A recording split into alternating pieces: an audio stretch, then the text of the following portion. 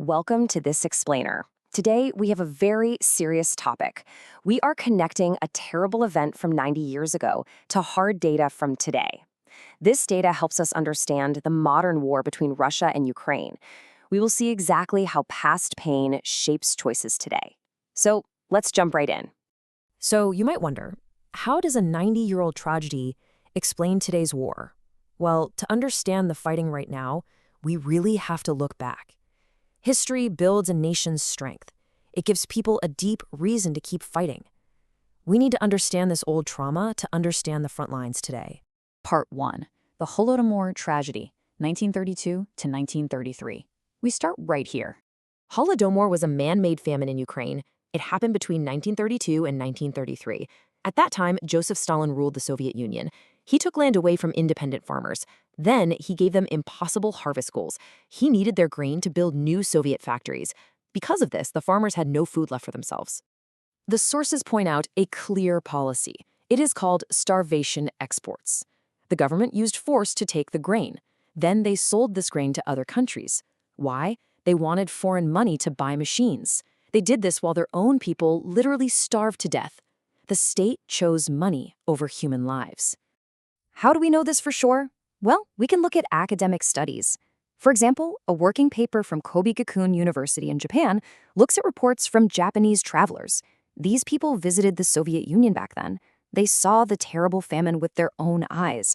They wrote down what they saw. These records prove the starvation was planned. The human cost is just hard to imagine. Between 4 million and 6 million Ukrainians died. They died from starvation. This massive loss of life happened in a very short time. Entire villages became completely empty. The trauma was absolute. We hear this clearly from a 96-year-old survivor named Anna. She remembers a little girl named Paraska. People were so hungry they ate tree roots. They boiled shoe leather just to eat something. In over 2,000 recorded cases, people even ate other people. It was a total nightmare. Families still remember this deep pain today. Part 2. Echoes in modern conflict and asymmetric warfare. Fast forward 90 years. Today, Ukraine is fighting again, but the tools of war have changed a lot. We see two very different ways to fight. Russia uses traditional tactics. They send mass numbers of soldiers. They rely on heavy tanks. They accept many heavy losses. Ukraine uses a different style. They use computer data. They use small precision drones. They attack supply chains. This is called asymmetric warfare. A smaller force uses smart tools against a larger force. Ukraine systematically takes apart Russian supply lines. First, they use data to find blind spots in the sky. Then, they send mid-range drones right through these gaps. These drone strikes hit important targets far away. They blow up oil storage tanks. They stop trains carrying bullets. Basically, they cut off the fuel for the enemy tanks. They fight with very careful precision. Part 3. Russia's military attrition. Let's look at the hard data from the other side. Before the war, Russia had a huge military reserve. They had about 10,400 armored vehicles in storage. But today, an estimated 9,000 of those are destroyed. That is a massive drop in military power. Now look at the math here. Only about 1,800 vehicles remain. But Russia can only build about 900 new vehicles each year. They are losing tanks much faster than they can replace them. The factories just cannot build them fast enough. This creates a really big problem for their army. With fewer tanks, Russia has to change its plan. They have to send soldiers out on foot. This leads to heavy casualties. For example, in just one single month, video and pictures confirmed 5,957 Russian bodies.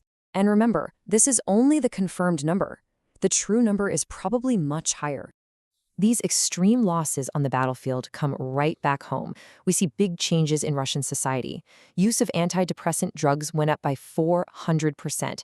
People are clearly feeling the stress.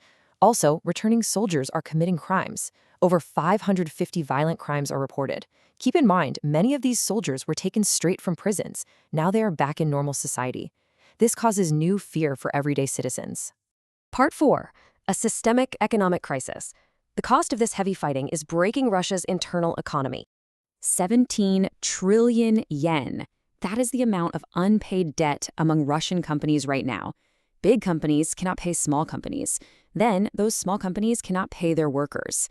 It is a chain reaction. Many businesses face huge money problems. The flow of money just stops. This daily struggle hits normal people hard. Food prices are jumping up fast. Potatoes cost 2.5 times more now. Dairy is more expensive too. People are working fewer hours. This hidden unemployment is at a 10-year high, and big banks are also in trouble. The Credit Bank of Moscow has massive overdue debt. That debt went up by 1,700%. The whole financial system is shaking. So we have to ask, if history is decided by attrition, which breaks first, a nation's economy or a nation's resolve? The hard data shows Russia's military and money problems are growing very fast, but the history shows Ukraine has a deep, deep will to survive. Which side's foundation will fall first? That is the most important question for the future. Thank you for joining me for this explainer. Keep asking questions, and we will see you next time.